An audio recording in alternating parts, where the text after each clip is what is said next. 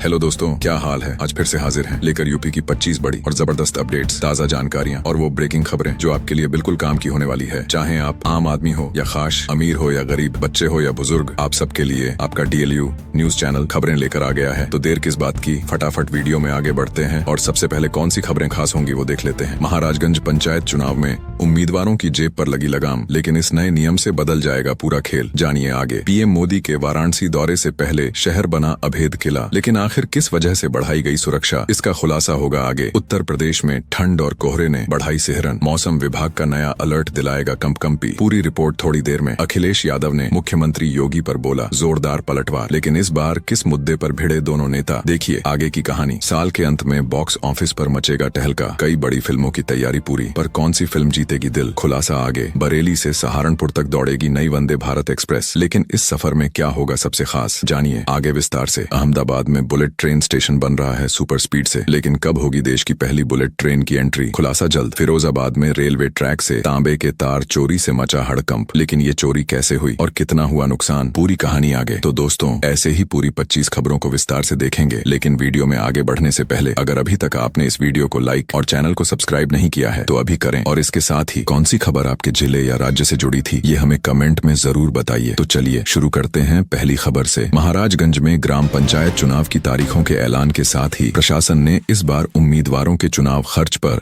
सख्त लगाम लगा दी है। यह नियम सीधे आपको और आपके गांव के विकास को प्रभावित करेगा, क्योंकि अब चुनाव पैसे के दम पर नहीं बल्कि काम के दम पर लड़े जाने की उम्मीद है। आखिर प्रशासन को यह खर्च सीमा तय करने की जरूरत क्यों पड़ी और इसका आपके गांव की राजनीति पर क्या असर पड़ेगा। दरअसल यह फैसला चुनाव में पारदर्शिता लाने और धन बल के गलत इस्तेमाल को रोकने के लिए लिया गया है। प्रशासन ने अब हर पद के लिए एक अधिकतम खर्च सीमा तय कर दी है। ध्यान दीजिए, ग्राम पंचायत सदस्य पद के प्रत्याशी 10,000 रुपये, प्रधान पद के प्रत्याशी 50,000 रुपये और क्षेत्र पंचायत सदस्य पद के प्रत्याशी 75,000 रुपये से ज्यादा खर्च नहीं कर सकते। सबसे बड़े पद जिला पंचायत सदस्य पद के लिए अधिकतम 1.5 लाख रुपये की सीमा रखी गई है। आपके मन में यह सवाल आ सकता है कि अगर कोई ज्यादा खर्च करे तो क्या होगा। प्रशासन ने इसके साथ नामांकन शुल्क भी निर्धारित किए हैं और हर उम्मीदवार को अपने खर्च का ब्यौरा देना होगा। उल्लंघन करने पर कड़ी कानूनी कार्रवाई होगी। यह कदम ग्रामीण राजनीति को एक साफ सुथरी दिशा देगा, जहाँ योग्यता को प्राथमिकता मिलेगी। अब अगली बड़ी और सुरक्षा से जुड़ी खबर पर ध्यान दें। वाराणसी शहर में प्रधानमंत्री नरेंद्र मोदी के बहुप्रतीक्षित दौरे को देखते हुए सुरक्षा व्यवस्था को इस तरह चुस्त दुरुस्त कर दिया गया है कि पूरे शहर को एक अभेद्य किले यानी इनपेनेट्रेबल फोर्ट्रेस में बदल दिया गया है। आपके लिए यह जानना जरूरी है कि सुरक्षा के इतने कड़े इंतजाम क्यों किए गए हैं और शहर में आपकी सामान्य आवाजाही पर इसका क्या असर पड़ेगा। दरअसल प्रधानमंत्री यहाँ कई हजार करोड़ की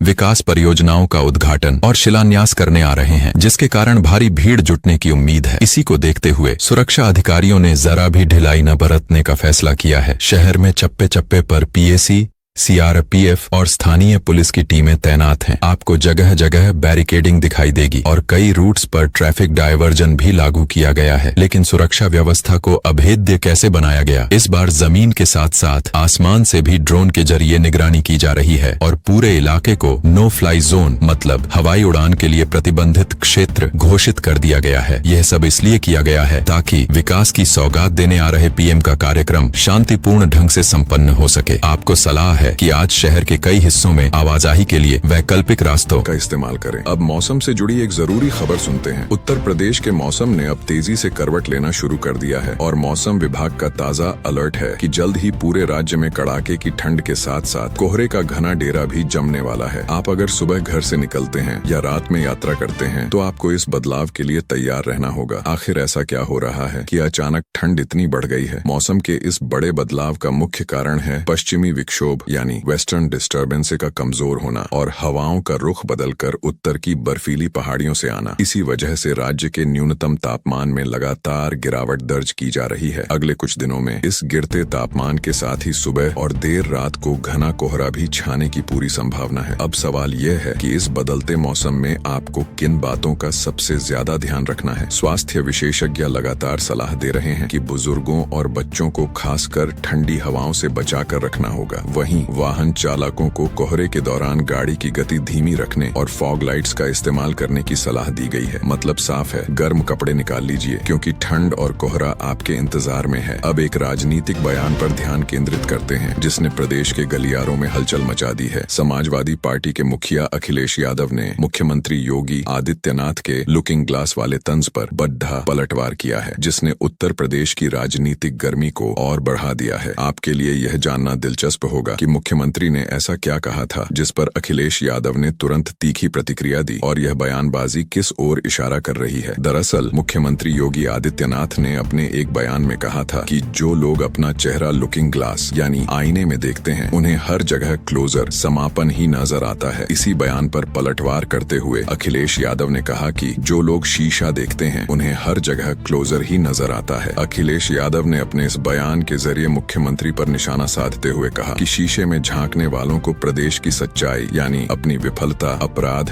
और बदहाल व्यवस्था ही नजर आ रही है। तो इस बयानबाजी का असली मकसद क्या है? यह जुबानी जंग असल में कानून व्यवस्था, महंगाई और किसानों की समस्याओं जैसे मूलभूत मुद्दों पर सरकार को घेरने की रणनीति का हिस्सा है। सपा अध्यक्ष ने यह साफ कर दिया है कि वह सरकार को इन मुद्दों पर घेरते रहेंगे। यह राजनीतिक खींचतान बताती है कि आने वाले दिनों में विपक्ष और सत्ता पक्ष के बीच टकराव और भी तेज होने वाला है। मनोरंजन की दुनिया से बड़ी खबर आ रही है। साल 2025 खत्म होते होते बॉलीवुड दर्शकों के लिए एक के बाद एक बड़ी सौगात लेकर आने वाला है। आप भी जानना चाहते होंगे कि 2025 के आखिरी 2 महीनों में कौन सी ऐसी फिल्में आ रही हैं जिनका बेजिद बज यानी चर्चा पूरे साल बना रहा। दरअसल इस लिस्ट में एक नहीं बल्कि कई बड़ी फिल्में शामिल हैं जिनका लोगों को बेसब्री से इंतजार है। सबसे पहले बात करते हैं रणवीर सिंह की फिल्म धुरंधर की, जो 5 दिसंबर को रिलीज हो रही है। इसके बाद धनुष और कृति सेनन की दमदार फिल्म तेरे इश्क में है, जो 28 नवंबर को सिनेमा घरों में दस्तक देगी। वहीं अगस्त्य नंदा की रियल लाइफ पर आधारित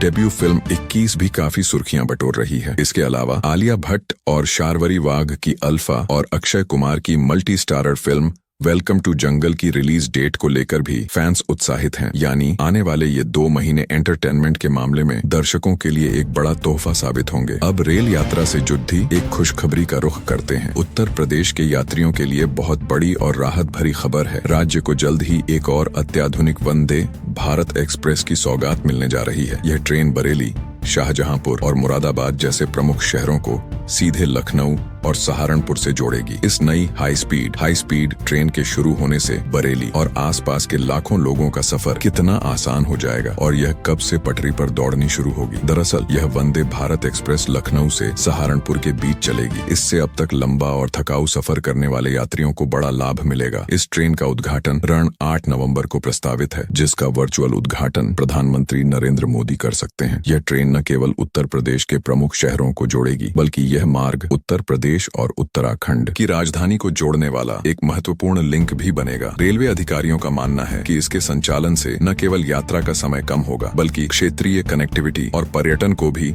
एक नया आयाम मिलेगा। अब देश की आधुनिक परिवहन परियोजना पर एक नजर। देश की पहली बुलेट ट्रेन परियोजना अब केवल कागजों पर नहीं बल्कि जमीन पर भी तेजी से आकार ले रही है। रेल मंत्री अश्विनी वैष्णव ने खुद अहमदाबाद में बन रहे बुलेट ट्रेन स्टेशन का निरीक्षण किया है और काम की प्रगति पर संतोष जताया है। क्या आप जानते हैं कि यह बुलेट ट्रेन स्टेशन सिर्फ एक इमारत नहीं है बल्कि यह शहर की संस्कृति को दर्शाएगा और यात्रियों को मल्टी मॉडल ट्रांजिट यानी कई तरह के परिवहन साधनों को बदलने की सुविधा कैसे मिलेगी। दरअसल अहमदाबाद बुलेट ट्रेन स्टेशन की डिजाइन गुजरात की सांस्कृतिक विरासत से प्रेरित है। इसकी छत और बाहरी हिस्से को सैकड़ों रंग बिरंगी पतंगों और मशहूर सैयद सिद्दीकी की जाली की नक्काशी जैसा लुक दिया जा रहा है। इसका सबसे बड़ा आकर्षण इसका इंटीग्रेशन है। यह स्टेशन मौजूदा अहमदाबाद रेलवे स्टेशन के प्लेटफॉर्म नंबर 10, 11 और 12 के पास बनाया जा रहा है और यह गुजरात मेट्रो रेल कॉरपोरेशन के कालूपुर मेट्रो स्टेशन से भी सीधे जुड़ा होगा। यानी यात्री बुलेट ट्रेन से उतरकर मेट्रो या सामान्य ट्रेन के लिए आसानी से बदल सकते हैं। रेल मंत्री ने भरोसा जताया है कि यह परियोजना भारतीय रेल को आधुनिक तकनीक के नए स्तर पर ले जाएगी। अब एक चौंकाने वाली के है जिस पर रेलवे को ध्यान देना होगा। रेलवे ट्रैक पर चोरी की एक हैरान करने वाली घटना सामने आई है, जिसने फिरोजाबाद के शिकोहाबाद में रेल यातायात को एक 1 घंटे से ज्यादा समय तक बाधित कर दिया। चोरों ने रेलवे लाइन के सिग्नल सिस्टम से जुड़े महत्वपूर्ण जम्पर वायर काटकर चोरी कर लिए, जिससे पूरा सिग्नल सिस्टम फेल हो गया। सवाल यह है कि ये चोर साधारण वायर क्यों चुरा रहे थे और इन तारों के कटने से ट्रेन की आवाजाही इतनी देर के लिए क्यों रुक गई, जिससे यात्रियों को परेशानी उठानी पड़ी। दरअसल यह घटना शिकोहाबाद कोरारा के बीच गढ़ुमा गांव के पास हुई। चोरों ने 10 जम्पर वायर काटे थे। ये कॉपर यानी तांबे के तार होते हैं, जिन्हें कबाड़ी महंगे दामों पर बेचते हैं। इन तारों के कटते ही ट्रैक का सिग्नल सिस्टम फेल हो गया और रेड सिग्नल यानी खतरे का निशान दिखाने लगा। सुरक्षा के मद्देनजर रेल यातायात को तत्काल रोकना पड़ा, जिससे लगभग 1 घंटे तक ट्रेनें रुकी रहीं। आरपीएफ ने तुरंत कार्रवाई करते हुए चोरी किए गए 6 जम्पर वायर के साथ एक आरोपी को गिरफ्तार कर लिया है, जबकि बाकी चोरों की तलाश जारी है। ये घटना रेलवे की संपत्ति की सुरक्षा पर एक बड़ा सवाल खड़ा करती है। तो दोस्तों, ये थी आज की कुछ महत्वपूर्ण खबरें और जानकारियां जो आपके लिए बेहद उपयोगी साबित हो सकती हैं। ऐसी जानकारी आपको शायद और कहीं एक साथ न मिल सके, इसीलिए रोज की ताजा खबरों के लिए हमारे चैनल को सब्सक्राइब जरूर करें और वीडियो को लाइक नहीं किया तो लाइक करें। साथ में अपने जिले का नाम कमेंट में लिखें ताकि आपके जिले से जुड़ी हर जानकारी आप तक पहुंच सके। धन्यवाद। जय हिंद, जय भारत।